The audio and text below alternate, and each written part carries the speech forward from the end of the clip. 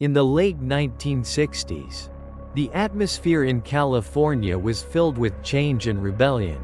The hippie movement was flourishing, bringing ideas of love, peace, and freedom. But hidden beneath that vibrant surface, a darkness was growing, a darkness fueled by illusion, drugs, and manipulation. This is the story of Charles Watson, whose name has been changed based on Charles Manson, a man with a troubled past, who declared himself a prophet, a spiritual leader. Watson gathered a group of young people, mostly women, who were vulnerable and seeking a sense of belonging. He took them to an old, secluded ranch in the California desert, where he built what he called the family.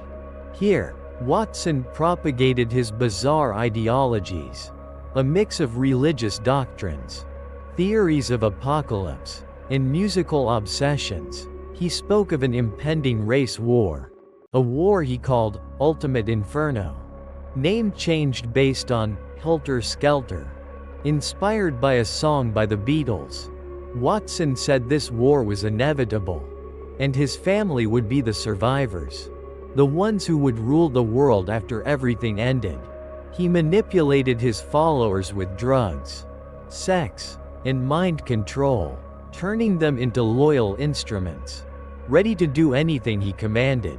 Within the family, there were young women, such as Sandra Good, Leslie Van Berg, Patricia Krenkel, and Susan Atkins. Names changed based on Sandra Good, Leslie Van Houten, Patricia Krenkel, and Susan Atkins. They worshipped Watson like a god, believing absolutely in his insane words. Watson became increasingly obsessed with the idea of igniting the race war he predicted. He believed that brutal murders needed to be committed, blamed on racial minorities, to incite violence and hasten the apocalypse. In the summer of 1969, Watson decided it was time to act. He targeted Los Angeles, the city of the famous and wealthy, people he hated. He believed that killing them would create a major shock, enough to spark the race war. He began planning the murders, choosing locations and victims randomly, or based on bizarre connections in his mind. He assigned the task to his most loyal family members, those who were ready to commit the most brutal acts in his name. The darkness from the desert was spreading to Los Angeles, bringing madness and death under the guise of a prophecy. On the night of August 8, 1969, at the old ranch, Charles Watson summoned a group of family members: Tex Watson, Susan Atkins, Patricia Krenkel, and Linda Kasabian. Names changed based on Tex Watson, Susan Atkins, Patricia Krenkel, and Linda Kasabian. He gave them a list of people he wanted them to totally destroy. The first location was a luxurious house at 10,050 Cielo Drive, Bel Air, Los Angeles. Location name changed based on the real location. It was the home of actress Sharon Tate and director Roman Polanski. Watson gave them weapons, knives and guns. He ordered them to be brutal, to leave terrifying marks so everyone would know this was not a typical robbery. "Leave a sign for Ultimate Inferno," he said, his voice full of madness. The group of four drove to Los Angeles. Linda Kasabian stayed in the car, acting as a lookout. Tex, Susan, and Patricia entered the property. Around midnight, they arrived at the house on Cielo Drive. The lights were still on. Inside, Sharon Tate, name changed based on Sharon Tate, 8 months pregnant, was with 3 friends. Jay Sebring, name changed based on Jay Sebring, a famous hairstylist. Abigail Folger, name changed based on Abigail Folger, heiress to a large fortune. And Wojciech Frykowski, name changed based on Wojciech Frykowski, Abigail's boyfriend. As Tex Watson and the two women approached the house, they encountered Stephen Parent, name changed based on Stephen Parent, a teenager who had just visited the house's caretaker. Tex stopped Stephen, pointing a gun at the boy. Stephen was terrified, begging for his life. "Please don't hurt me. I won't tell anyone," Stephen said, his voice trembling. Tex, with cold and emotionless eyes, did not hesitate to shoot Stephen, killing him instantly. The gunshot tore through the quiet night. He and the two women continued into the house. They cut the phone line to prevent the victims from calling the police. They broke into the house. Inside the luxurious home, the atmosphere was calm. Those inside had no idea of the nightmare that was about to descend. Tex, Susan, and Patricia went through the rooms, searching for victims. They found the people inside in the living room. The scene that followed was utter horror. The four friends were sitting and talking in the living room, completely unprepared. The door opened, and they saw three terrifying figures appear. A tall man with a gun and a knife, along with two women with cold eyes. Sharon Tate and her friends screamed. Panicked, Jay Sebring stood up, trying to protect Sharon. "She's pregnant," he said, his voice trembling. Tex Watson sneered. "I don't care," he said, his voice cold and brutal. He and the two women began to torment the victims, tying them up, terrorizing them with insane words and threats. Heaven suddenly turned into hell on earth. The brutality began. Tex Watson, with chilling coldness, started attacking the victims. Jay Sebring, the first to stand up, was shot and then stabbed multiple times. "Let him die," Tex said, his voice emotionless. Abigail Folger and Wojciech Frykowski tried to escape, but were chased by Susan Atkins and Patricia Krenkel. The scene of pursuit unfolded in the luxurious house. Screams tearing through the night. Wojciech Frykowski, seriously injured, tried to crawl out the door, but was grabbed by Tex Watson. "Are you the devil?" Wojciech asked, his voice weak. Tex Watson sneered, replying brutally, "I am the devil, and I'm here to do the devil's work." He stabbed Wojciech repeatedly with a knife, counting each stab with morbid pleasure. Abigail Folger was chased by Patricia Krenkel onto the lawn. "I surrender. I surrender," Abigail screamed, begging for her life. But Patricia, with a blank face, kept stabbing Abigail. "I don't care. You have to die," Patricia yelled, her voice filled with inexplicable rage. Inside the house, Susan Atkins stood beside Sharon Tate, who was panicked and pleading for her unborn child. "Please don't kill me. I'm about to give birth," Sharon sobbed. Susan Atkins, with cold eyes and a terrifying smile, leaned close to Sharon. "You don't need to beg," Susan said, her voice whispering, eerie. "You're going to die anyway. We are the family. We are here to do the work of the demon god." She used the victim's blood to write Ultem THIEN, changed from Helter Skelter, on the front door. Susan Atkins then brutally attacked Sharon with a knife. Sharon Tate, who was pregnant, died in utter horror and agony. The scene in the house was a horrifying massacre. Blood was splattered everywhere. Bodies lay scattered, and the air was filled with the smell of death and fear. Tex Watson, Susan Atkins, and Patricia Krenkel completed their work. They showed no remorse or fear. Instead, they felt a strange satisfaction, as if they had fulfilled a sacred mission. They left the house, leaving behind a scene of hell. Linda Kasabian, who stayed in the car, was horrified by what had happened inside. She heard screams and saw blood. The group returned to the ranch, reporting back to Charles Watson about what they had done. Watson listened coldly, showing no sympathy. He was only concerned about whether his message was clear enough. The first night of Ultimate Inferno had ended, leaving behind an indelible scar in the history of Los Angeles and in the minds of those who knew about it. The brutality and senselessness of the crime made people shiver, realizing that darkness can lurk in the most unexpected places, and madness can spread like a disease. After the horrifying massacre on Cielo Drive, Charles Watson was not satisfied. He felt that the crime wasn't brutal enough, wasn't message enough to truly ignite the race war he desired. He wanted something more direct, more personal, something that would cause greater fear and panic. On the following night, August 10, 1969, Watson decided to personally participate in the next murder.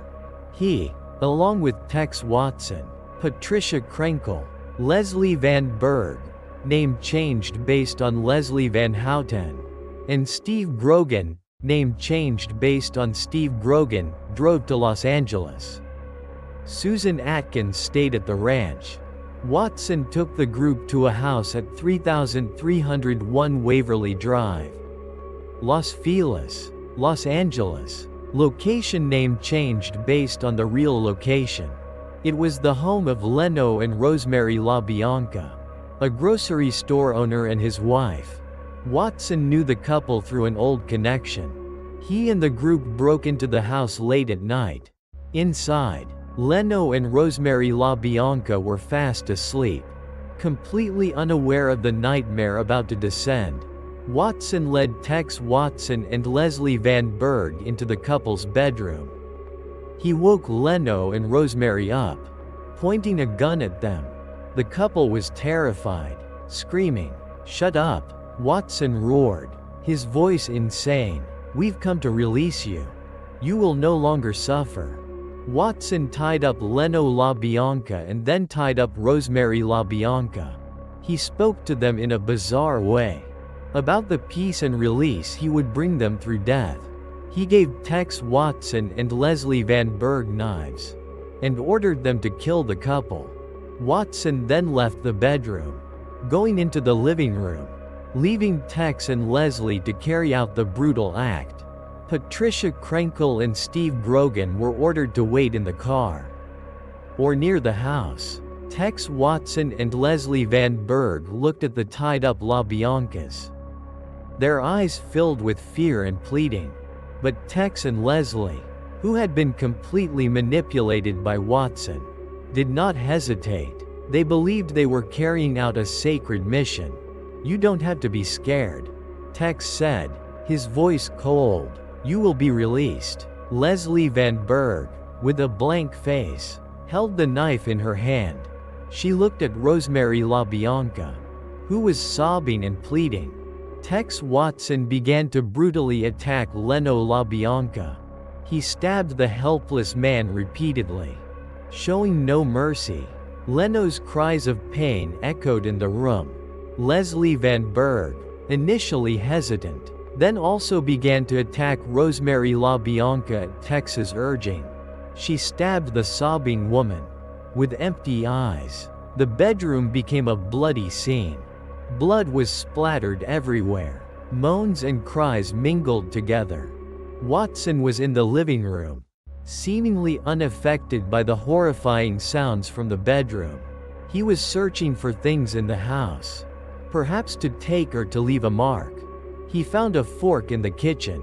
After Tex and Leslie finished the killings, Watson returned to the bedroom. He stuck the fork into Leno LaBianca's abdomen and wrote, "Death to PGS," changed from "Death to Pigs," in blood on the wall.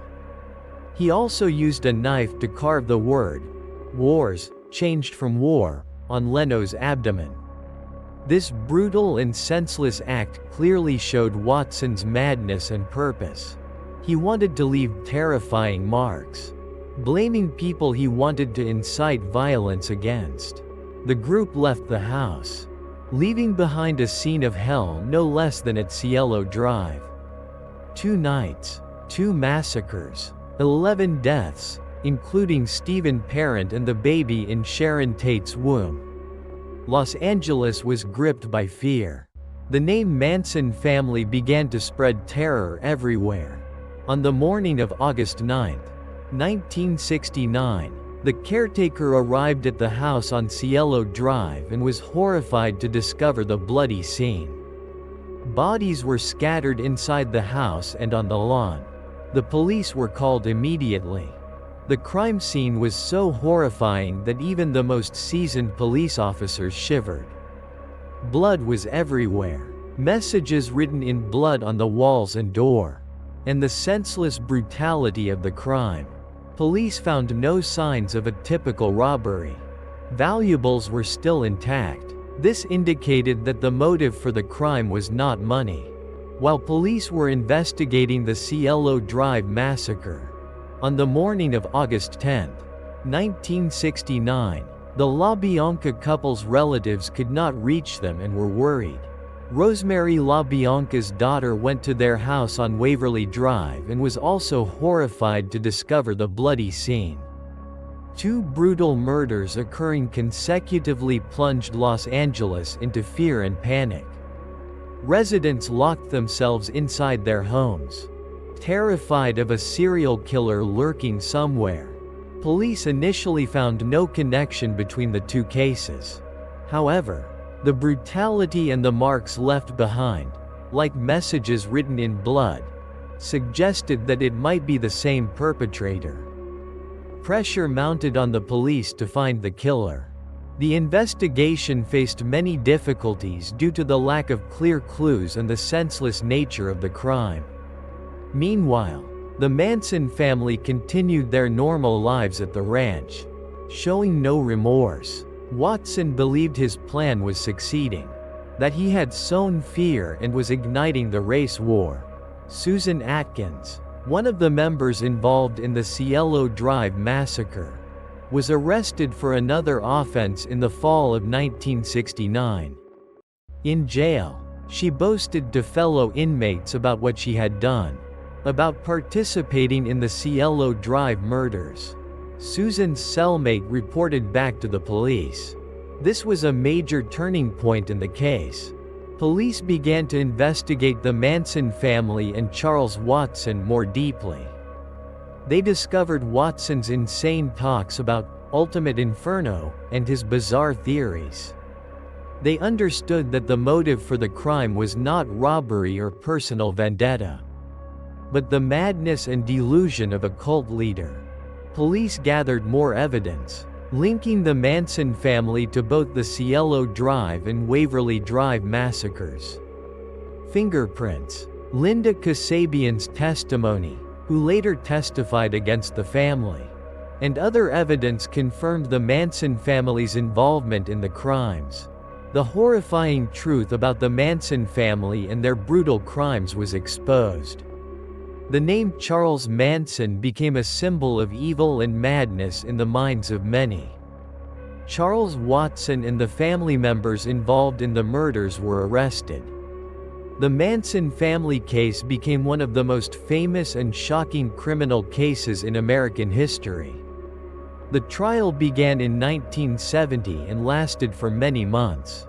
Those involved in the murders were Charles Watson, Tex Watson, Susan Atkins, Patricia Krenkel, and Leslie Van Berg. Linda Kasabian was granted immunity for testifying against the family. Steve Grogan was later convicted separately. In court, the family members showed absolute loyalty to Charles Watson.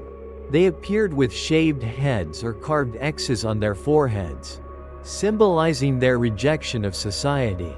The testimonies of witnesses, especially Linda Kasabian, described in detail the horrifying nights on Cielo Drive and Waverly Drive.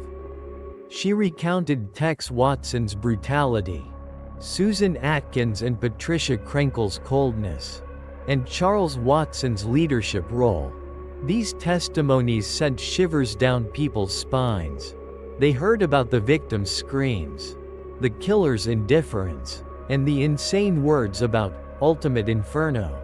Tex Watson, considered the primary perpetrator of the violence, appeared cold and showed no remorse. Susan Atkins and Patricia Krenkel were the same. They spoke of the murders as if they were something normal, even necessary. Leslie Van Berg seemed less brutal than the others, but she still participated in the La Bianca murder under the direction of Watson and Tex Watson. Charles Watson, who did not directly kill anyone on Cielo Drive that night but participated in the La Bianca case and was the mastermind of it all. He used the courtroom as a stage to spread his insane ideologies. He spoke of societal injustice, government deception, and the necessity of the race war. The attitude of Watson and the family members was frightening and repulsive. They were not ordinary criminals. They were fanatics, manipulated by a man with a disturbed mind. The prosecutor, Vincent Bugliosi, name changed, argued that Watson had used mind control to turn his followers into remorseless killers. He spoke of ultimate inferno and how Watson believed the murders would ignite the race war. The evidence and testimonies against the Manson family were very strong. Fingerprints, found weapons, witness testimonies, and other evidence all pointed to their guilt. The trial concluded with life sentences for Charles Watson, Tex Watson, Susan Atkins, Patricia Krenkel, and Leslie Van Berg. They escaped the death penalty due to changes in California law at the time. Steve Grogan was convicted of the La Bianca murder but was later released. The Manson family trial did not just end a criminal case. It also exposed a dark side of American society. The vulnerability of young people, the dangerous power of mind manipulation, and how insane ideas can lead to the most brutal acts. The emotionless faces of the Manson family members in court are still a haunting memory for many. They are proof of how human beings can become like demons when lost and controlled by darkness. The Manson family case left a deep scar on the minds of people in Los Angeles and the entire United States. The senseless brutality, the insane motive, and the cult's fanaticism sent shivers down people's spines, making them wonder how young people could be manipulated to commit such horrific crimes. After the trial, Charles Watson and the family members sentenced to life imprisonment had to live the rest of their lives in prison. Watson continued to spread his bizarre ideologies from behind bars. Attracting a few followers, he became a symbol of evil, a reminder of the dark side of human nature. Tex Watson, Susan Atkins, Patricia Krenkel, and Leslie Van Berg applied for parole multiple times but were all denied. The brutal acts they committed, along with their initial lack of remorse, made them pariahs of society. The victims of the Manson family and their families suffered immeasurable pain and loss. The death of Sharon Tate, who was pregnant, was particularly shocking and tragic. The house at 10,050 Cielo Drive, where the massacre occurred, was demolished in 1994, partly to deter curiosity seekers and Manson devotees from visiting. The house at 3301 Waverly Drive still exists, but it carries a gloomy and terrifying atmosphere. The legacy of the Manson family is not just the murders. It is the fear they instilled, the exposure of the potential for mass delusion, and a warning about the danger of cults and spiritual con artists. Stories about the Manson family are still recounted in books, documentaries, and television shows. People still try to understand why these things happened, why Charles Watson could manipulate young people to that extent. There are many different theories about Watson's true motives. Whether ultimate inferno was just a facade for other reasons, or whether he truly believed what he said. However, the truth is probably even more complex and terrifying. The Manson family case is a reminder of the dark side of human nature. The potential for boundless cruelty when reason is overshadowed by delusion and fanaticism. It is also a warning about the danger of blindly following a leader, especially when that leader uses manipulation and violence to achieve their goals. The souls who perished on those summer nights in 1969 perhaps still linger somewhere, seeking the peace they never got. And the story of the Manson family will forever be one of the darkest chapters in American criminal history. The Manson family case ended with the perpetrators paying for their crimes, though not the death penalty as initially possible. But the haunting memory of what happened remains. Persistent and terrifying, Los Angeles, the city of glamour and dreams, forever carries the memory of the summer of 1969, the summer of ultimate inferno. The crime scenes became places cursed in the minds of many. It is rumored that the spirits of Sharon Tate and the other victims still linger on Cielo Drive. Even though the house was demolished, a gloomy and sad energy remains there. Some people say they hear strange noises, whispers, or feel an unusual coldness when passing by the area at night. The house on Waverly Drive also carries a terrifying atmosphere. People living nearby or curious visitors sometimes feel a strange unease. The legacy of Charles Watson and the Manson family is not limited to the crime scenes. The fear they instilled spread wide, affecting how people view safety, strangers, and cults. Stories about the Manson family are still retold in books, documentaries, and television shows. People still try to understand why those things happened, how Charles Watson could manipulate young people to that extent.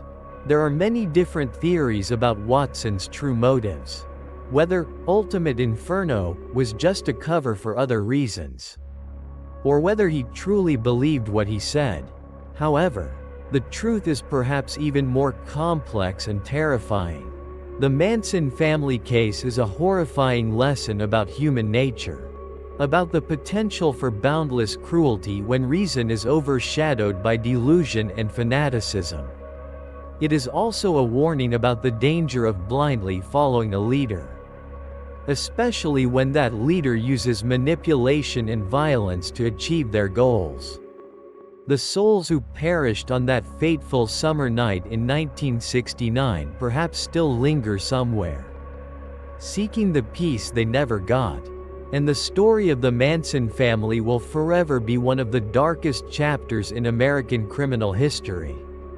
If you enjoyed these true horror stories, don't forget to hit the subscribe button on the channel to follow our latest videos. We will bring you more terrifying and haunting stories. Thank you for listening.